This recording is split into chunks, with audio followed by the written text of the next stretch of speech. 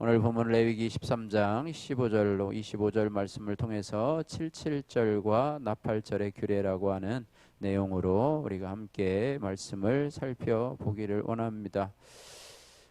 어저께 본문에서도 앞에 뭐 유월절 또 무교절 또 여러 가지 초실절에 대해서 우리가 규례들을 살펴보았는데요. 오늘 본문은 이 77절과 나팔절에 대해서 특별히 22절에는 가난한 자를 위한 규례들을 말씀하시면서 오늘날을 살아가고 있는 우리 성도들에게도 귀한 교훈의 말씀을 해주고 있습니다. 먼저 이 77절을 통해서 주시는 교훈을 우리가 한번 생각해 보건데요. 15절에서 21절 말씀에 우리가 기록이 되어 있는데요. 77절은 초실절이라고도 하고요. 또한 그 오순절이라고도 이야기하는데요. 유월절로부터 여러분 어떻게 유월절 했죠? 출애굽하기 바로 전날 하나님이 이스라엘 백성들을 죽음으로부터 구원한 그 날을 기념하기 위해서 정한 날 유월절로부터 7주가 지난 후 50일째 되는 날 7주가 지나고 50일째 되는 날을 77절 혹은 초실절이라 이렇게 말씀하고 있습니다. 그래서 이 날에는 이 절기에 드릴 그런 제물 또 여러 가지 각종 제사 방법을 알려 주시는데요. 대표적인 것이 뭐냐면 이 절기를 드린 새 소제를 드리게 되는데 새 소제는 고운 가루에 누룩을 넣어서 구운 2개의 떡을 드리게 된다. 이렇게 말씀하고 있습니다. 14절 15절 말씀 14절에서부터 16절에서부터 17절 말씀 같이 읽겠습니다. 일곱 안식일 이튿날까지 합하여 50일을 계수하여 새 소제를 여호와께 드리되 너희의 처소에서 10분의 2 에바로 만든 떡 2개를 가져다가 흔들지니 이는 고운 가루에 누룩을 넣어서 구운 것이요 이는 첫 요제로서 여호와께 드리는 것이며. 그래서 새 소제를 드리라. 77절에 그러니까 일곱 안식일이 지난 이튿날까지 합하여 50일을 계수해 새 소제를 여호와께 드리되 떡 2개를 가져다가 흔들지니 이는 고운 가루에 무엇을 넣는다고요? 누룩을 넣어서 구운 것이요. 이렇게 말씀하고 있습니다. 이 누룩이라고 하는 것은요, 성경에 여러 가지 여러 번 등장을 하는데요. 음식을 발효시켜서 부풀리는 그런 특징을 가지고 있는 것이 이 누룩인데요. 이 누룩은 성경에서 2가지를 상징합니다. 이것은 인간을 부패하게 하는 죄를 상징하기도 하고요. 한편으로는 풍성함을 상징하기도 합니다. 그래서 마태복음 13장 33절에서는요 이 누룩을 하나님 나라의 풍성함으로 표현하기도 하는데요. 또 비유로 말씀하시되 천국은 마치 여자가 가루 서말 속에 갖다 넣어 전부 부풀게 한 누룩과 같으니라. 이렇게 말씀하면서 천국의 풍성함 또 확장성 뭐 이런 것들을 말하고 있고요. 고린도전서 5장 6절 말씀에는 너희가 자랑하는 것이 옳지 않도다. 적은 누룩이 온 덩어리에 퍼지는 것을 알지 못하느냐라고 하면서 이 죄의 전염성에 대해서 말씀을 해주고 있는데요. 오늘 여기서 새 소재의 떡 2개를 만들 때 넣는 누룩은 부패가 아니라 감사로 인한 풍성함을 상징하고 있습니다. 그래서 감사가 넘치면은요, 감사가 자꾸 반복이 되고 또 감사가 누적이 되고 또 우리의 감사가 꼭 그 감사의 조건이 있을 때뿐 아니라 믿음으로 드려지는 감사도 우리가 쌓여지게 될 때에 우리의 삶의 풍성함으로 나타나게 된다. 이것을 우리에게 교훈을 해주고 있습니다. 그래서 우리가 생각해야 될 것은 우리 삶 속에서 불평 요소들 또 짜증나는 요소들 부정적인 요소들 뭐 이런 것만 자꾸 찾아내는 것이 아니고요. 뭐 그런 요소들은 찾아내지 않아도 그냥 자연스럽게 우리 입술에 또 마음에 들게 되는데요. 그런 것들을 상쇄시킬 수 있는 것들을 우리가 찾아내야 되는데 내게 이미 주신 것들을 감사해야 해요. 내게 이미 주신 것들을 감사해야지만이 우리가 더 많은 풍성함으로 우리의 삶에 누릴 수가 있다라고 하는 것입니다. 있습니다. 그래서 내게 주신 것을 감사하지 않으면 교만의 이유가 되지만 감사하면 풍성히 섬길 재료가 된다라고 하는 사실을 우리가 이 77절을 통해서 교훈을 주실 수가 있습니다. 그래서 하나님이 지금 하나님이 내게 주신 것 그것을 감사하고 있는가, 또 어떤 부분을 감사하며 살아갈 수 있는가. 여러분 오늘 살아가시면서 내게 주신 것들, 감사 제목들을 찾아보시길 바라고, 이것들을 매일의 삶 속에서 우리가 실천을 할 때요 우리 삶의 풍성함이 넘치게 된다라고 하는 사실입니다. 그래서 새 소재의 누룩과 같이 풍성함을 나타내고 이것이 더 확장돼서 우리가 감사의 삶을 이루게 된다고 하는 것. 우리가 매일 감사하자고 하지만 우리 단톡방에 뭐 거의 올라오지 않고 있는데요.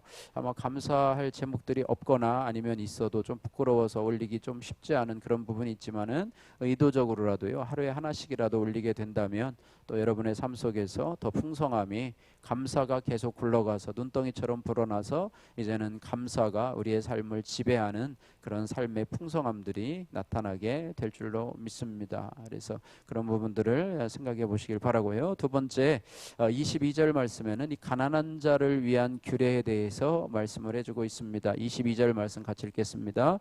너희 땅에 곡물을 벨 때에 밭 모퉁이까지 다 베지 말며 떨어진 것을 줍지 말고 그것을 가난한 자와 거류민을 위하여 남겨두라. 나는 너희의 하나님 여호와이니라. 아멘. 예, 곡물을 벨 때에 밭 모퉁이까지 다 베지 말고 떨어진 것을 줍지 말고 그것을 가난한 자와 누구를 위해서요? 거류민을 위해서 남겨두라. 이렇게 하면서 가난한 자를 위한 규례에 대해서 말씀을 하고 있습니다. 그래서 왜 그렇게 해야 되냐, 왜 그렇게 해야 되냐라고 하나님 앞에 우리가 물을 수도 있어요. 왜 내 건데 왜 밭모퉁이를 베지 말고 떨어진 것도 주워서 깔끔하게 갖고 가야지, 왜 남겨두냐, 이삭 같은 거 떨어진 거 다 주워 가야지. 그렇게 항의를 할 수 있지만은요 하나님이 그렇게 말씀을 하시는데요, 가난한 자를 위해서, 그죠? 떨어진 것조차 먹을 것이 없는 가난한 자를 위해서, 거류민들, 이방인들, 토지가 없는 이방인들, 그들이 와서 먹을 것들을 위해서 남겨두라. 이렇게 말씀을 하고 있습니다. 그래서 이 규례를 지키려면요 내 수고와 결실의 주인이 하나님이시라는 신앙의 고백이 있어야 된다고 하는 거예요. 그래서 우리의 삶에 내 수입 중에서도 일부가 이런 부분으로 하나님 앞에 따로 떼어 놓아야 된다고 하는 것이죠. 여러분이 헌금 드리는 것도 마찬가지고 여러분이 삶 속에서 어떤 이런 부분을 실천하는 부분이 있어야 되는데요. 내가 어려운 이웃을 동정이나 의무가 아닌 하나님을 향한 믿음을 가지고 신뢰를 가지고 도울 때 그들이 내 유한한 도움이 아닌 하나님의 무한한 도움을 얻게 될 것이다. 이렇게 말씀하고 있습니다. 그래서 또한 내가 헌금하는 것도요, 내가 내 돈으로 헌금하는 게 아니라요, 하나님이 내게 주신 힘으로, 하나님이 내게 주신 물질로 하나님 앞에 드리는 것이죠. 그래서 내 힘이 아닌, 내 소유가 아닌 하나님의 것을 가지고 하나님 앞에 드린다고 하는 것이기 때문에 우리는 생색을 내지 않고 즐거워할 수가 있다고 하는 거예요. 그래서 가난한 자를 위한 규례를 통해서 우리가 받을 수 있는 교훈은 뭐냐면, 우리가 생색은 하나님을 향한 불신앙임을 우리가 알아야 될 것입니다. 우리가 생색내기를 참 좋아하잖아요. PR의 시다라고. 그런데 내가 조금 보여도 그것보다 과장하게 다른 사람에게 이렇게 막 얘기하는 경우들이 있습니다. 그것은 하나님 것이 아니라 내 것을 가지고, 또 하나님의 힘이 아니라 내 힘을 가지고 섬겼다라고 하는 것을 나타내기 때문에 그것은 하나님께 대한 불신앙이라 이렇게 말씀하고 있습니다. 그래서 우리가 이렇게 하나님의 말씀에 순종하고요, 밭가를 다 베지 말고 떨어진 것도 줍지 않고 가난한 자를 위한 규례를 순종할 때 우리가 하나님께서 우리에게 우리의 수고를 갚아 주실 것이다. 그리고 우리의 이런 섬김을 받는 가난한 자들도 하나님의 도우심을 받게 될 것이다. 이렇게 말씀하고 있습니다. 그래서 우리가 생색내는 것에 대해서 생색내고 또 그 생색을 알아주지 않을 때 우리는 섭섭하고 서운함을 느낄 수 있는데, 그것은 하나님께 대한 우리의 믿음을 다시 한번 점검해 보아야 되는 우리의 신호라고 볼 수가 있습니다. 세 번째로 23절에서 25절 말씀에 이 나팔절의 규례에 대해서 말씀을 해주고 있습니다. 이 나팔절이라고 하는 것은 우리가 나팔이 나팔절이라고 하는 그 명칭 자체에 나팔을 부는 절기인가 보다 이렇게 생각할 수가 있는데요.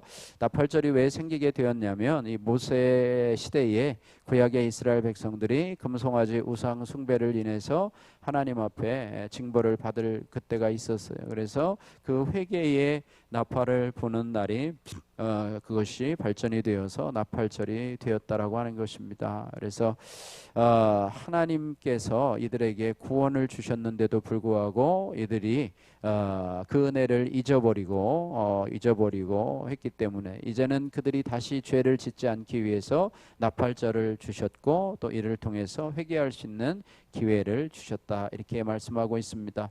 나팔절은 당시 새해 첫날인 7월 1일에 나팔을 불어서 한 해 동안 지켜주신 하나님의 은혜에 감사하며 새해의 첫 시작을 하나님 안에서 하겠다고 결단하던 날이 바로 나팔절이었다고 하는 것입니다. 그래서 이스라엘 백성들은 이 나팔 소리가 울려 퍼질 때 성회로 모여서 하나님을 예배했습니다. 전에도 주일날 보면 우리 교회들마다 이 차임벨 예배 시간 몇 분 전에 울려가지고 이런 추억들이 있었는데요. 언제부턴가 이제 국가에서 시끄럽다고 이제 규례를 하고 민원들이 들어와가지고 그것들이 없었는데요.